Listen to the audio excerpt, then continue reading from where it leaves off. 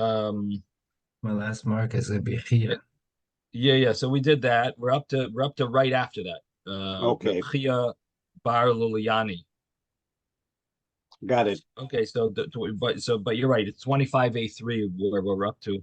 Let's just go over in short the previous Gemara. So we had the story of Chanina ben Daisa.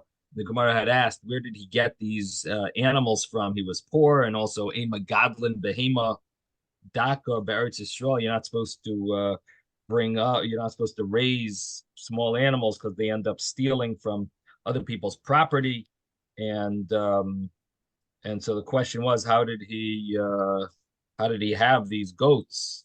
And the Gemara has a story here how someone left chickens, and his wife found them and by their door, and he told her not to eat them, and they ended up having more eggs and having more chickens, and they were becoming impossible to deal with, suffering from them.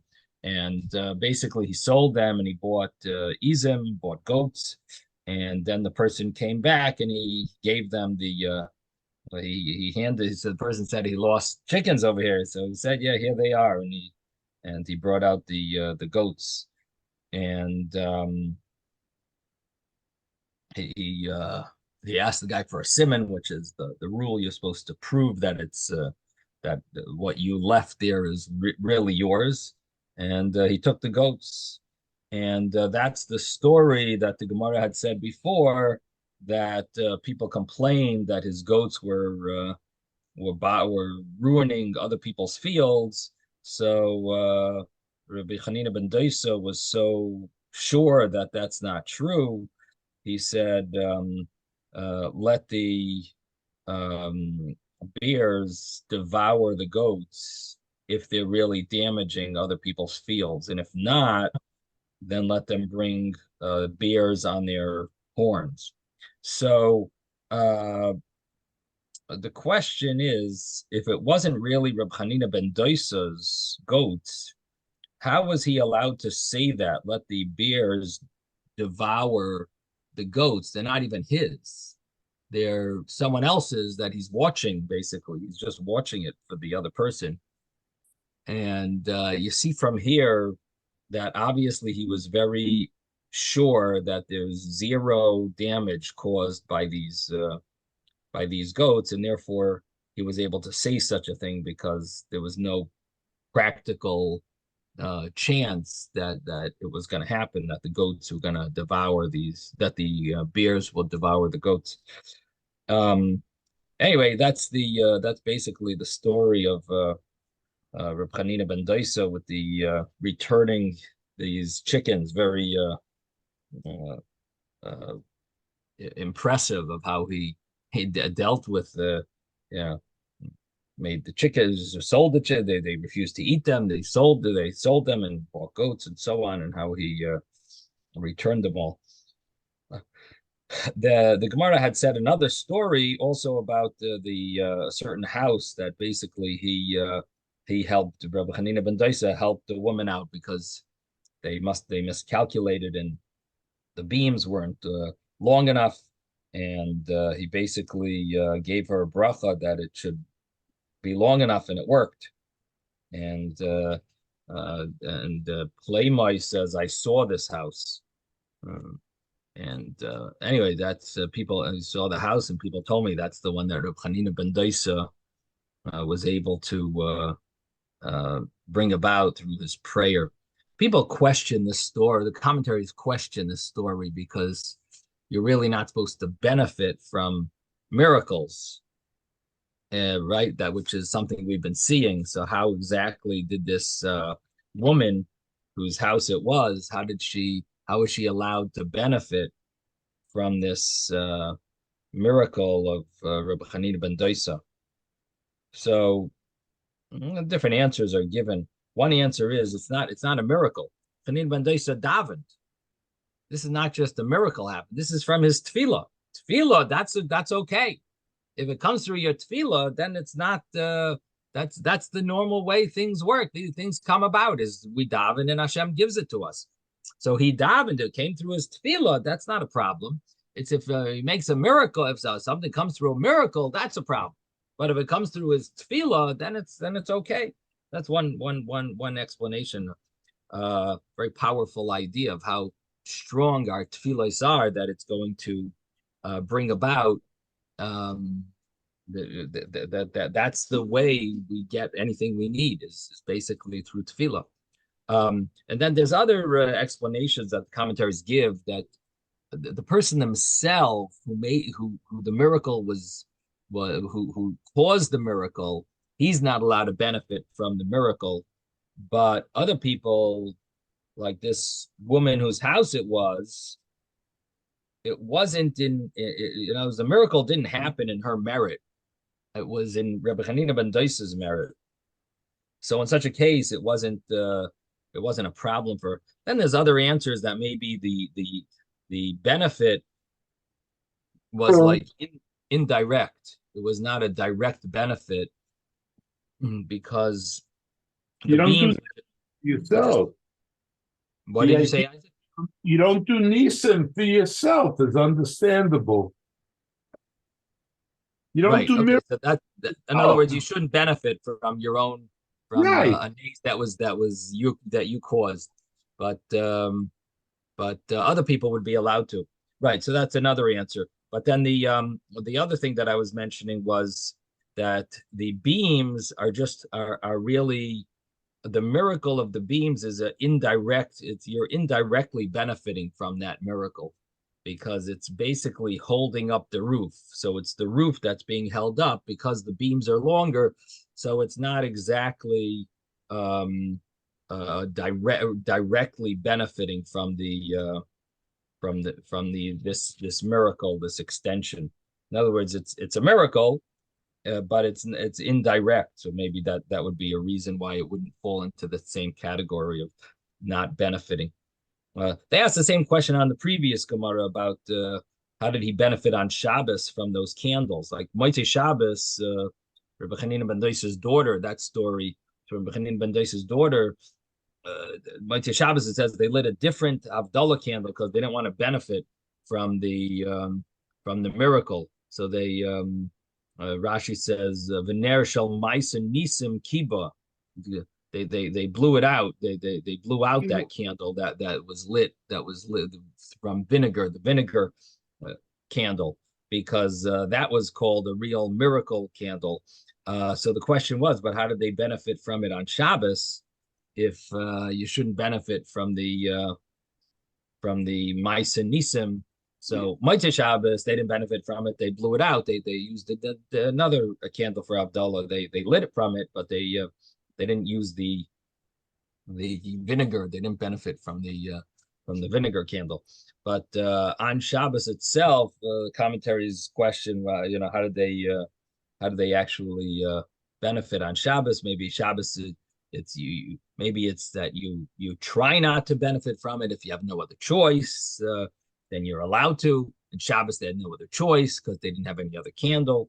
So maybe then it was permissible, or maybe it was only his daughter's candle. So the mother also lit Shabbos candles, and therefore they weren't really benefiting from that candle. They're benefiting from the other candles, and so on. And anyway, different commentary, different explanation, different answers to explain this and fit it with the previous Gemaras.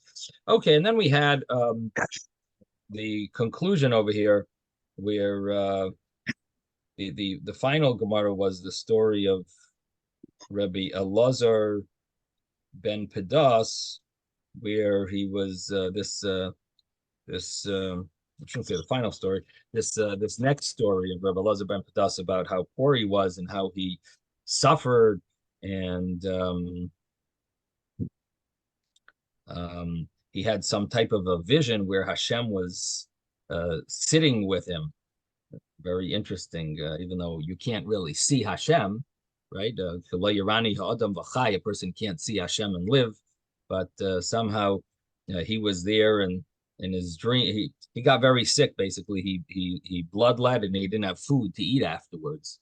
So he all he had was a piece of garlic, a clove of garlic, and he ended up eating it. But it sounds like it made it worse because he became faint and he fell asleep, or maybe went into a coma. Maybe anyway. The bottom line is, although literal translation, Chalash Libe, his heart got weak, Venim, and he slept. So yes, that's the meaning.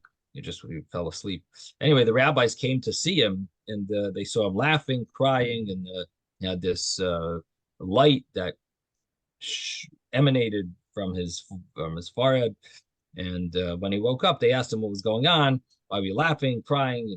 Anyway, he said that crying, laughing, first crying, then laughing. He said that Hashem was sitting with me. I saw it, and I asked him, how long am I going to be stuck in this world, suffering like this with poverty?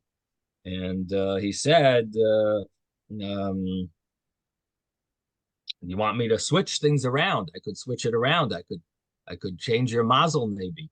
In other words, I could cause you to die and bring you back in a new, a new incarnation, and then maybe you'll be born in a mazel that there's more wealth, and a better mazel. He says, you're going to change the whole creation of me, or mess up the whole plan of creation, and even then it's only going to be a maybe, that maybe I'll be born in a better mazel. And he says, how much longer do I have to live? Did I already live most of my life? So in other words, I suffered. I've already suffered the most, and now I can, the rest is just a short amount of time. Or do I have a lot of time to suffer? Am I going to live a long life? So Hashem answered him, no, you've already lived most of your life. The rest of it is a minority of it's less than less than the majority. In other words, you don't have so much time left, and therefore he said, so in that case, I'm not gonna bother you to switch my mazel by having me die, and I'll be born in a new mazel, and I'm not gonna make you do that. So Hashem told him, I'm going to give you a present for not making me mess up my whole creation. He says, I'm going to give you the 13 rivers of balsam oil, that pure balsam oil, or clear balsam oil, and like the Pras and Diglas. Pras is the Euphrates, and Diglas is Tigris, these two rivers. And you'll be able to enjoy in these rivers. So he said, that's all you're giving me? So Hashem answered him back that what do you want me to do? Take away from your friends, and they're going to have less? Or so he said, no, take away from people who don't have a portion in the world to come, which is a famous discussion that the tzaddikim, they get anyone who doesn't get their portion in the world to come. It seems that the tzaddikim get their portion, and the portion in Gehenna that the righteous, the portion in hell that the righteous don't get, it seems that the evil people, the wicked people, they end up getting the righteous people's portion in Gehenna. What does that mean? So at least it's brought down in some.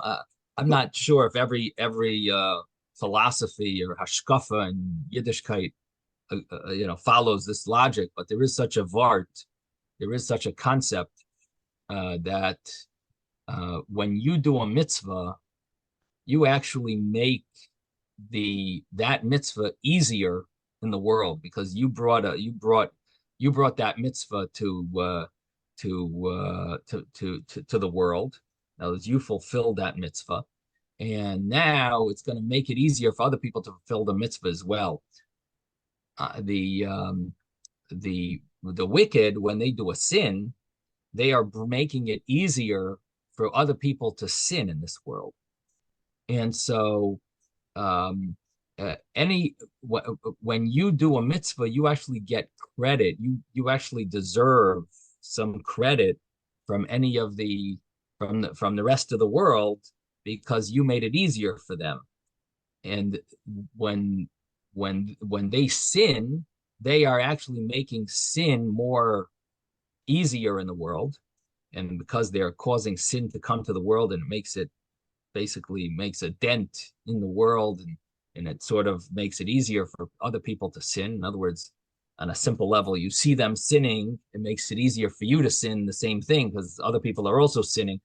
So what happens is that the sinning that they are doing, it makes it harder for you to serve God because you have to control yourself even harder. So therefore, you get more credit. You get extra credit, and they get it, like they get your portion of hell that you would have gotten because they were sort of like causing other people to sin or making it easier for people to sin. So anyway, the bottom line is that the righteous get the wicked's portion, the wicked people's portion in the world to come. In other words, the mitzvahs that you made it easier for them to do mitzvahs, they didn't do it or they did it and they're not getting the reward because they're going to hell and so on. But you get that credit because you helped them out, and they're getting your avedus. In other words, they're getting your portion in hell because they tried to make it easier for you to sin, and therefore they receive your portion. Anyway, so this Gemara here, he says, I want the people who I want to get from people who are not getting the portion in the world to come. I want to get their portion, and so Hashem, it says, Machyon biaskutla apusai. He flicked me on my forehead, and he said to me, Elazar, my son, my arrows have struck you. Giri bach giri. My arrow, the arrows have they struck you. So in other words, the way Rashi understands it, at least, is that he was like impressed with his line. It was like joking, that or like I'm happy to give you this gift.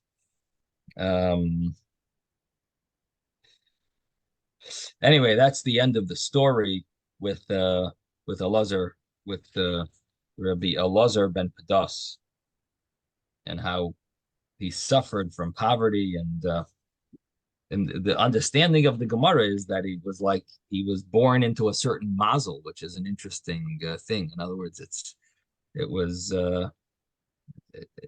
he was born at that exact time that caused to have this mazel of being poverty stricken, which is a interesting concept. How does that work? And can a person get out of that mazel? And in general, we say ein mazel Yisrael, like the Jewish people, we're not subject to mazel. But what we are seeing here are that a number of the great rabbis suffered from poverty. Rabbi Hanina ben Dosa, his wife, this Rabbi Elazar ben Padas, it sounds like they really suffered. Rabbi Hanina ben Dosa's daughter. And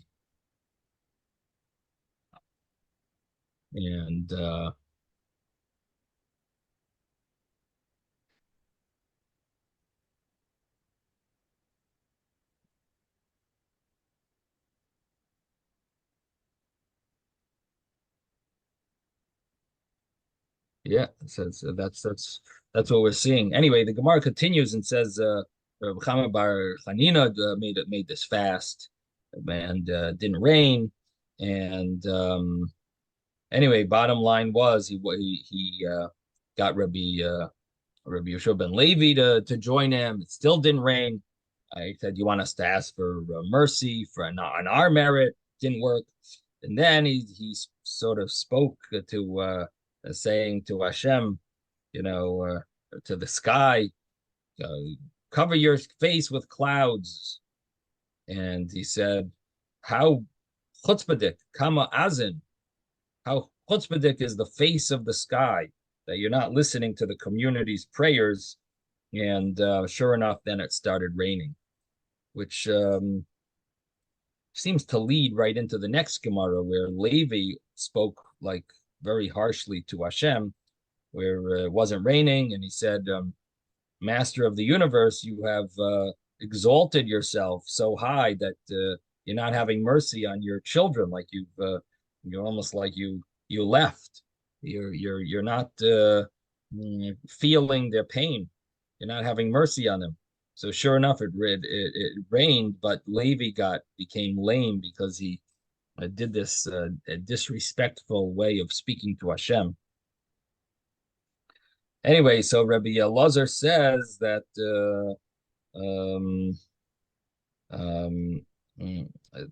Rabbi Elazar made a whole rule about this, that you should be careful not to throw negative words towards Hashem, because someone did it and he became lame, and that's Levi.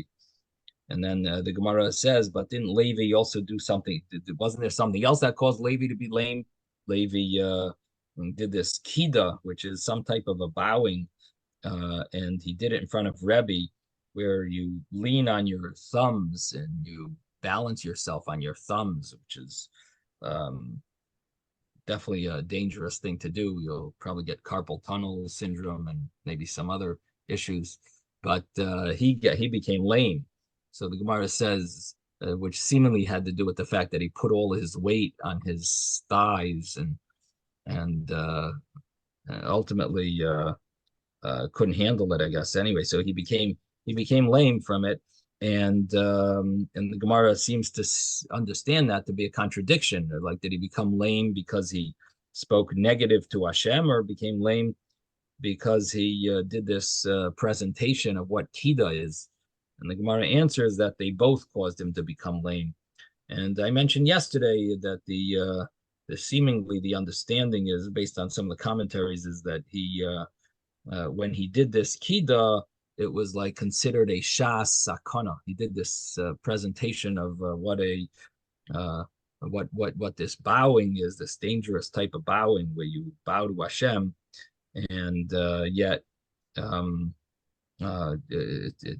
leaning on your thumbs and putting your weight on your thumbs. Anyway, when he did that, it was a shas sakana. It's a dangerous place, and it says Satan is makatreg b'shas sakana. The Satan prosecutes when you do something dangerous.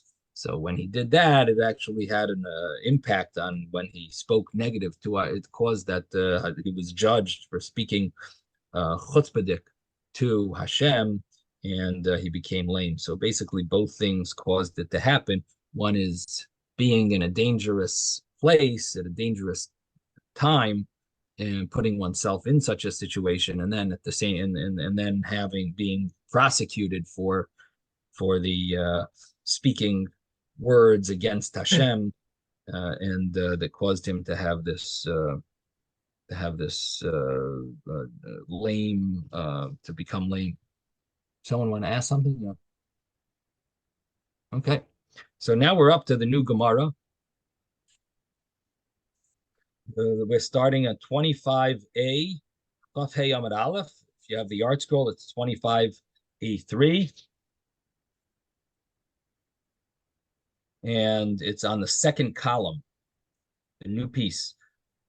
Rabbi Chia bar Lulyani shaminhu lahanoch anoni de ka'amri. So Rabbi Chia bar Lulyani heard these clouds speaking. What exactly that means? The Maharsha says it means the angels in charge of the clouds. Anyway, they were saying, Nesu v'nisvu maya ba'amin and maya. Let us go, Nesu, it's like the come or go. V'nisvi maya will give water in the countries of Amin and Mayav. So Reb Chia Bar Lulyani, he said to Hashem, Master of the universe, when you gave the Torah to your people, you offered it to all the nations. And they didn't accept it. V'yachshav atanoisa lamatar. Now you're giving them rain. Shadai hacha. Let the rain throw the rain here. Let it shadyuha aduchtayu. So they threw the rain in that place, in their place, meaning in Eretz Yisrael, and they listened to Reb Chia bar Lulyani's prayer. So the Gemara says, Darsh Reb Chia bar Lulyani, so Reb Chia bar Lulyani Darshan, the expounded on a verse. It says, Maidach Siv, what does it mean? Tzaddik HaTamar Yifrach, the righteous man, he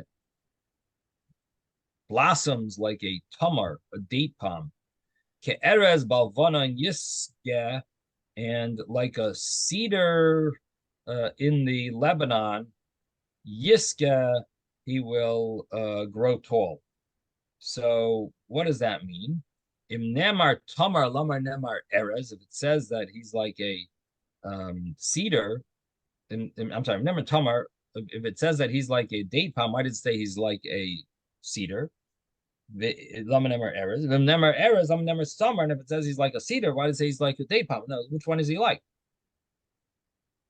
So ilu nemar tamar v'lei nemar erez. If it would say that a tzaddik is like a date palm, and it wouldn't say that he's like a cedar, then I would say that just like a date palm, it says, now we turn the page, ein gizay machalif, the trunk of the date palm, it does not grow a new shoot once it's cut down. If you cut it down, it's over.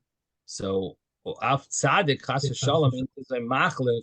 So you'd say that maybe a tzaddik also that the righteous will not regenerate, and at least the way Rashi says it,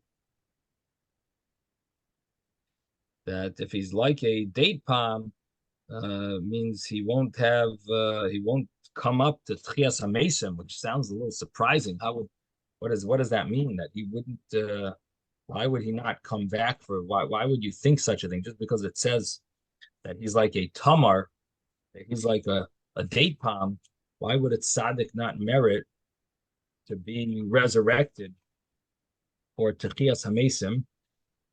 Definitely sounds a little surprising to explain the Gemara.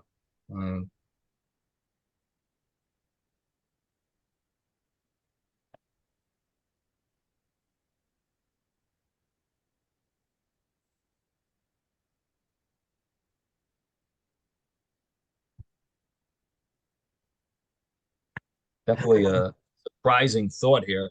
Why, how could anyone think such a thing just because it says he's like a date palm? To understand it that way is quite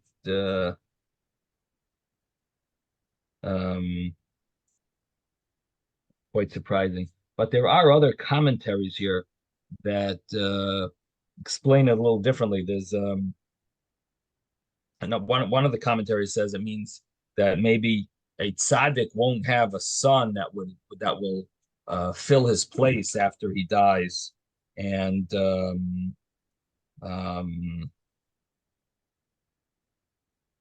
or if he falls, he won't be able to get up. That could be another shot. Rabbi, So anyway, what is Vayifrach? what's the word? Poreach. Tzaddik hatama yifrach. Yifrach means like a perach, like a blossom. Okay. A So why flourish. did they? Blossom. I mean, we're talking about the top of the tree that blossoms. In other words, the fronds open up and it shows its splendor. So why are we sticking and discussing The bottom? trunk. Uh-huh. So I'm not really sure if just because it uses the word yifrach, which would mean blossom, which refers to the top of the tree, but it also means the general concept of a tree proliferating and flourishing.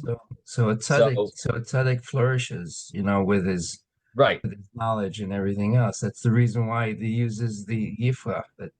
right, right. But the question is, if we are comparing him to a tamar, it sounds like maybe it includes that there is the positive element of the tamar, the yifrach, it's flourishing. But the fact that we're comparing him to a tamar, and a tamar doesn't regenerate, its trunk doesn't regrow, so maybe there's some element there, negative as well. That's being applied. That he will flourish like the tamar, but he'll also, it'll also have some negative, the negative side of the tamar. And that's what the Gemara is understanding, that it's comparing him to a tamar, so maybe there's some negative side to that as well. And we do know that the tamar does have a negative side, that once it's cut down, doesn't grow back. So maybe it means that Hashem, makes tzaddikim in a certain, in a way that they shouldn't expect that their children are gonna maybe, it's not the norm for their children to take over, and maybe that's what it means. So, or that maybe they won't merit Tchias HaMesim, which definitely seems surprising, but that's at least a thought of the Gemara, that maybe Ein Gizay Machalef, that they're a tzaddik in this world, but they're not going to, some say Rashi means two things. One is there won't be a memory of them after they die, that in other words, they will get forgotten, or that they won't get up for Tchias HaMesim. Again, it's definitely a surprising thought of the Gemara. Why would anyone think such a thing? Like, why won't they get up for Tchias HaMesim? How could that be? But anyway, the Gemara doesn't conclude that. That's just the thought of the Gemara. And the Gemara says that Lekach Nemar Erez, that's why it says Erez, that the tzaddik is like a Erez, like a cedar, that a cedar does regenerate, and it does will grow back if you chop it down. But so basically it compares him to a tamar, but also compares him to an erez. Now, erez, we understand now why it's comparing him to an erez, to show that he will regenerate, he'll have tchias hamesim, and he will be remembered even after he passes away, and his children will take his place. However, you're explaining the question, the thought of a tamar, that's how you will explain the erez is actually means that he will regenerate. But why does it say tamar then?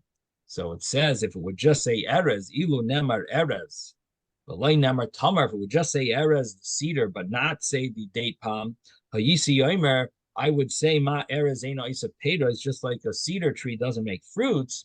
Af tzadik chas v'shalom eino isa pedros, he does not produce fruits. And Rashi says he doesn't have schar loss, if he doesn't have rewards in the future. At least that's the way Rashi is translating it, that you might think that he's not going to have rewards for his good deeds.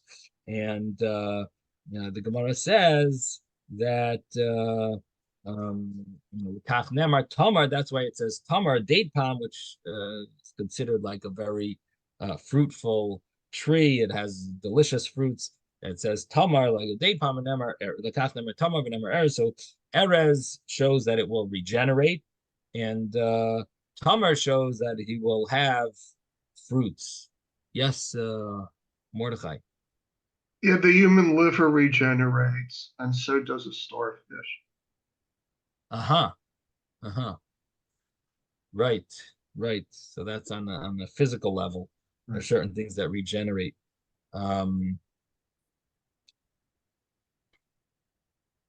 So the Gemara asks the question: is it true that an erez gives a machlif?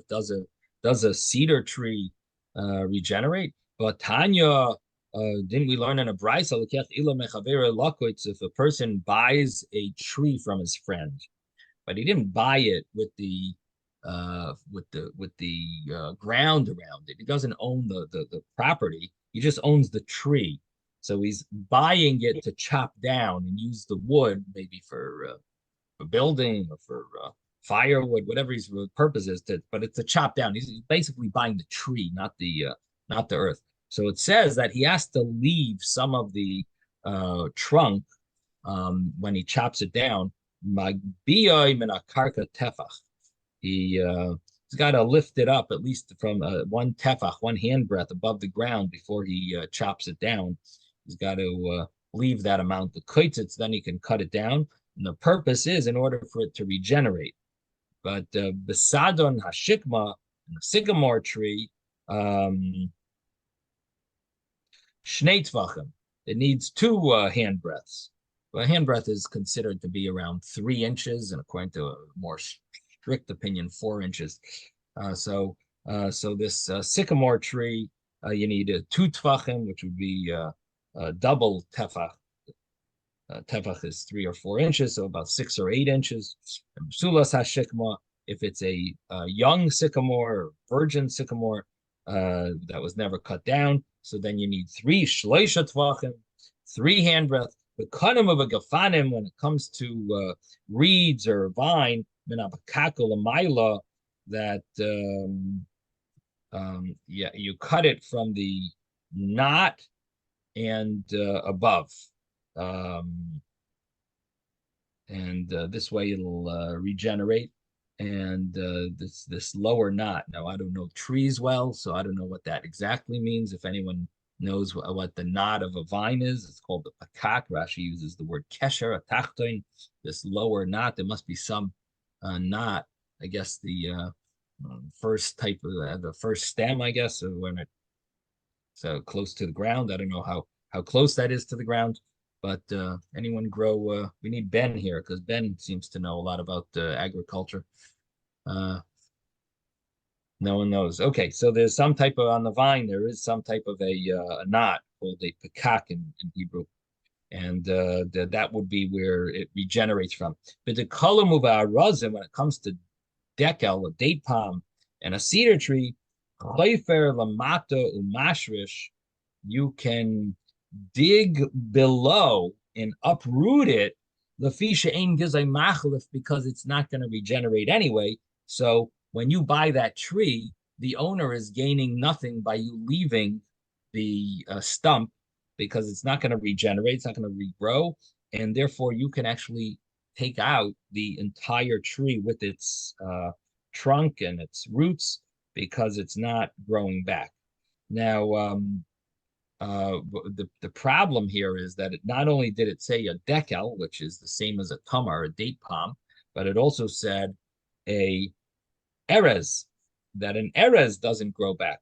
So this seems to contradict what we said earlier, that it says erez and a tamar, that an erez does grow back. So the more answer is, how come there's so many different erez trees? We're talking about the other types of erez trees that do grow back, as Rabbi Bar Huna, like Rabbi Bar Huna says, Rabbi Bar Huna, so he says there's really 10 types of erezes. Shnemer says etin b'midbar erez shita b'hadas, that there's a pasuk in Yeshaya that has 7 different erez trees, and then there's another 3, so there maybe is one of the erezes that doesn't grow back, but in our pasuk we're talking about the erez trees that grow back. So the question is, why did it choose erez if some erez trees don't grow back? Maybe it should have picked a different example, but there must be a reason why specifically it wanted to compare us to an erez, to the cedar tree, and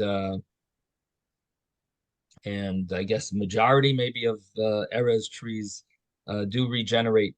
So that's basically the story about tzaddik, katamar yifra, that the tzaddik is similar to a tamar and similar to an erez. Basically a drasha from Reb Chia Bar Luliani that we started off with a story about him, and the Gemara gives his drasha here about the tzaddikim are compared to tamar and erez, for these 2 trees. Now the Gemara continues and says, Right. Yes, Rabbi, David. Isn't Yeah. there cedars of Lebanon where Lebanon is referring to Israel? No. Yeah, we didn't really deal with the Lebanon, what exactly generally refers to like the Beis Cedar. Hamikdash. I'm referring What? to the cedars. I'm referring to the cedars. Oh, you're saying maybe specifically the cedars of Eretz Yisrael are different than other cedars? No, I'm saying the cedars of Eretz Israel are referred to by the Katamar Yifrach Ke'eres by this pasuk. Right. So again, the Gemara said that there's 10 types of Erez trees. Yeah, so the one that's specific to the cedars of Israel is the one that's referred to in this cedars of Lebanon. Right. So you want to say that maybe all of the Erez Balavanoins, those all regenerate, and it's only the others that don't regenerate, or maybe some of the others. Is that what you're saying? That because it's referring specifically to the ones of Lebanon, meaning the of the place of the Beis Hamikdash, the cedars of this forest that it's referring to, where the Beis Hamikdash is. So that is those all regenerate. Is that what you want to say? In other words, that's why it's picking that Erez, because it's referring specifically to the ones of Eretz Yisrael, or that regenerate. Is that what you mean to say, that specifically these are the ones that regenerate? Anyway, I don't know if it's clear that these are that all of these regenerate. If we could prove it, um, practically, scientifically, if we have proof that that's so, then yeah, then it sounds like it would fit, that it shows the Erez of Levanim. Maybe that was the popular tree that in Eretz Yisrael at the time, and therefore it chose it. And it was a tree in Eretz Yisrael, they all regenerate. That would actually it would definitely answer the question. I just don't know if if the facts are true, if all of those Erez trees do regenerate, the ones that are called Erez Balavanim. David, are you satisfied with that? Is that okay? The next Gemara um, mentions about the rabbis establishing a fast, and again, it didn't rain. Tana Rabbanan, the rabbis taught in a brisa, Maisa Rabbi Eliezer, a story of Rabbi Eliezer. She goes to Shalish Taanis al Tzibur. He decreed 13 fasts for the community, and and it didn't rain. And this is we learned about these 13 fasts, the 3, the next 3, the 7, right? And so basically, it didn't rain, and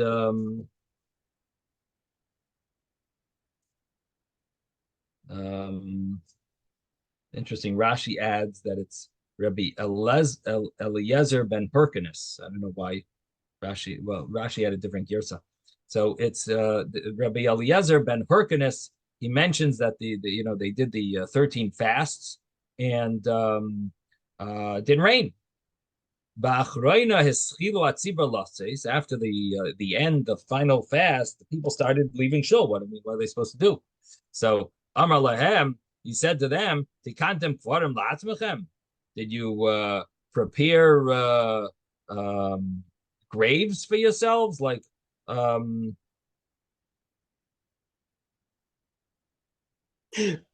why are you leaving shul? Like, you're just going to die? Like, you're getting ready to die? So you're leaving? You're giving up. Giving up? Thank you. Is that what's going on? So you're just like expecting to just finish your life like that? Like, why are you leaving shul? So they all started crying. Go kolam b'bechia. Everyone started crying and realizing the seriousness of the situation and the suffering that they're going through. V'yardu geshamim, and the rains started falling. So in other words, he got them to really regret their negative behavior and feel humble. And sure enough, it started to rain. Now, the Gemara continues and says, V'yardu Gesham, and it rained. Shuv Ma'isa Rabbi Eliezer Shar Lefnei Atev. Another story of Rabbi Eliezer. He went before the ark, meaning as a shliach tzibur, as a chazan, and V'yamar Esrim V'yamar Brachos. He said all the 24 blessings that are supposed to be recited at the end of the last 7 fasts. So he said all. And it wasn't answered. Yard Rabbi Kiva went after him. V'yamar, and he said, Avinu Malkeinu lanu malach ala'ata. He says, Avinu Malkeinu, we have no king but you. Avinu Malkeinu l'mancha, rachem aleinu, for your sake, you should have mercy on us. V'yardu geshamim, and then it started raining. Interesting. So here's a original source of the Avinu Malkeinu prayer in the Gemara.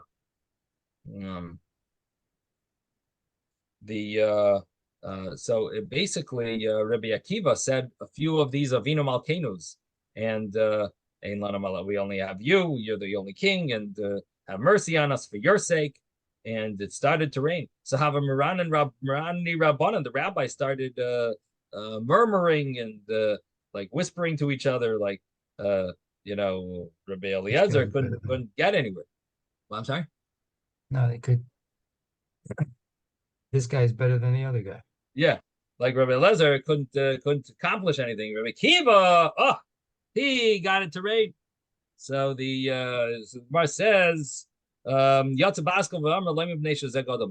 because this one is greater than the other one, not because Rabbi Kiva is greater than Rabbi Eliezer. This one is more foregoing or goes beyond when it comes to his character and more forgiving, and this one is not. This one is not Mavra Midaisov. Now, what exactly does that mean? Especially because what it sounds like is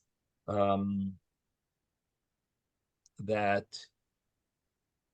if Rabbi Akiva is Mavir al Midaisov, he's much more kind and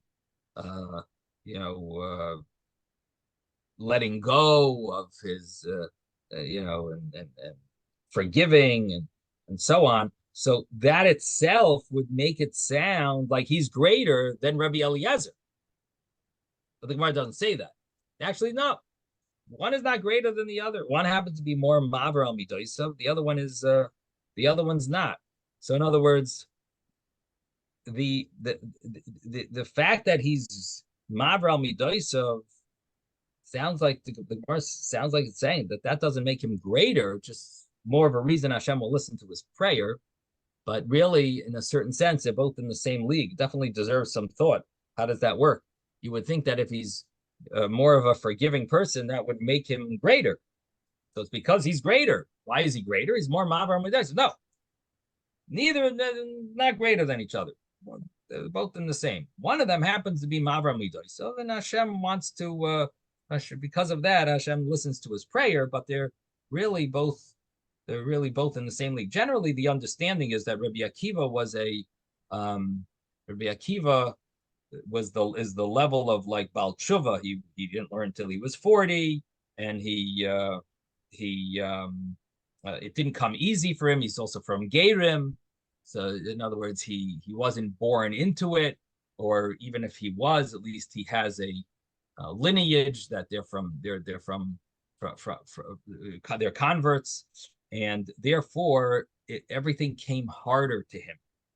So, because it came harder to him, and Rabbi Eliezer had things come, so to speak, easier, because his nature was, his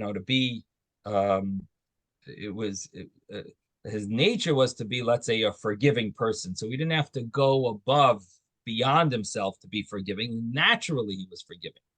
Rabbi Akiva was Maver al Midosav. He had to go against his nature to be a forgiving person.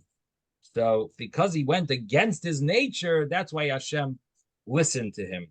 But in truth, Rabbi Eliezer was also a very forgiving person. He just didn't go against his nature because it was part of his nature. It seems to be one of the understandings here of how to explain why is Rabbi Akiva not looked at as someone greater than Rabbi Eliezer? Yeah, but Rabbi, the fact that he went against his his natural is his way of debasing himself. And that's the reason why Hashem, I think, responded.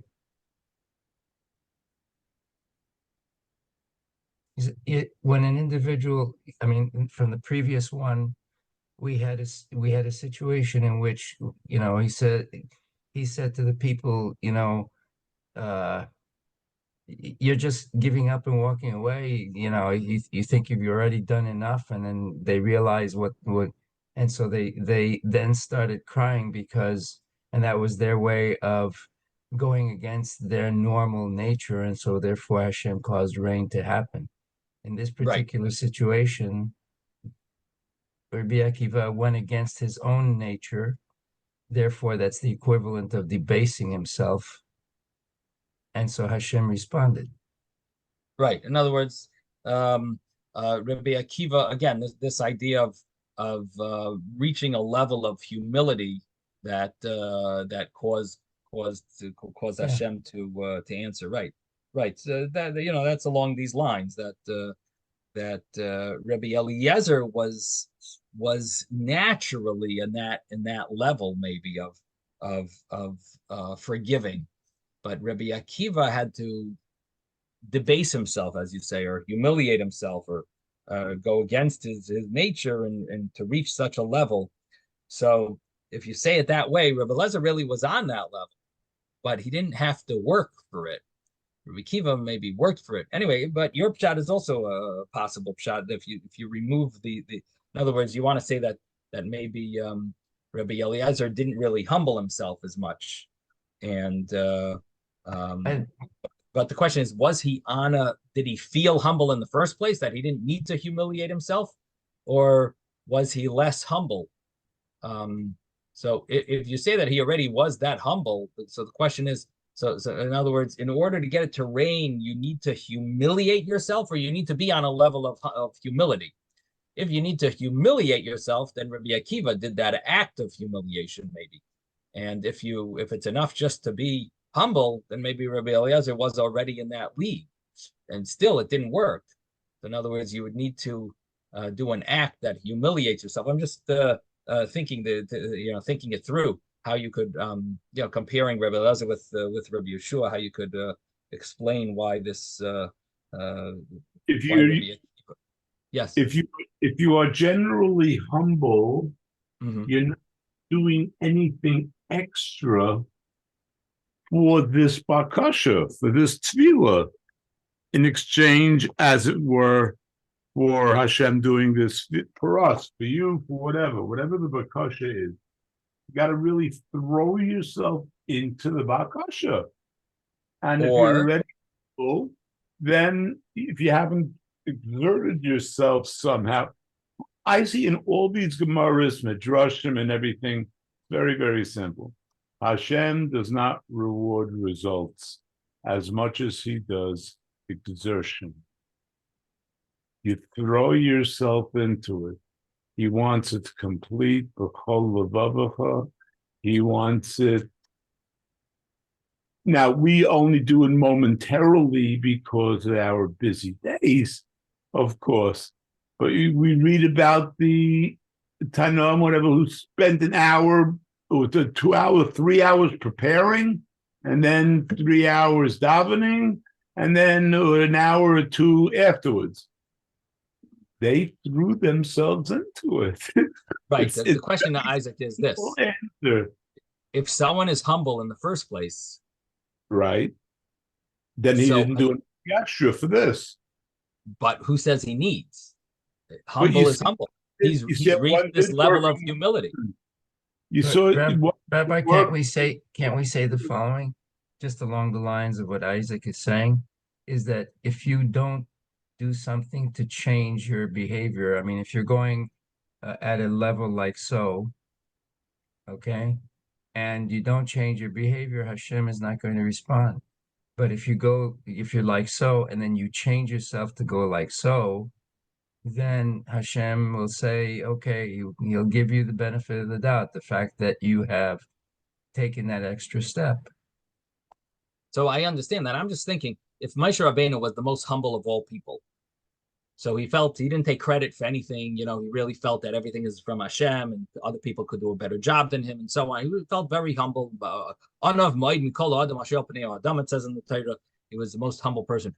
So would he, if he needed rain, would his prayer have less been answered than someone who, reaches does an act that humiliates himself? So would that other person be listened to more? Rebbe, but I don't know how else he is doing it. This is not even something that you can examine from the outside, because this is from within, completely from within, in terms of the way you're exerting yourself. It's almost, I'll give you a theory that goes along the lines of Midah Keneged Midah, and there's no new thing under the sun. Everything in our universe is balanced. Everything. You don't see an extra Isaac, atom. Could you just first answer Isaac? Could you first answer the question? Moshe Rabbeinu versus Rabbi Akiva. Yes. Which one would Rabbi Akiva be listened to more because of his act of humility? Akiva would have to exert himself probably less than Moshe. Rabbeinu? Yeah. He would exert himself less than Moshe. Moshe would have to really, when it came to, what's her name? Miriam.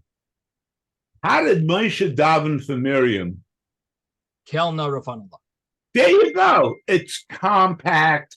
It's intense. It's focused.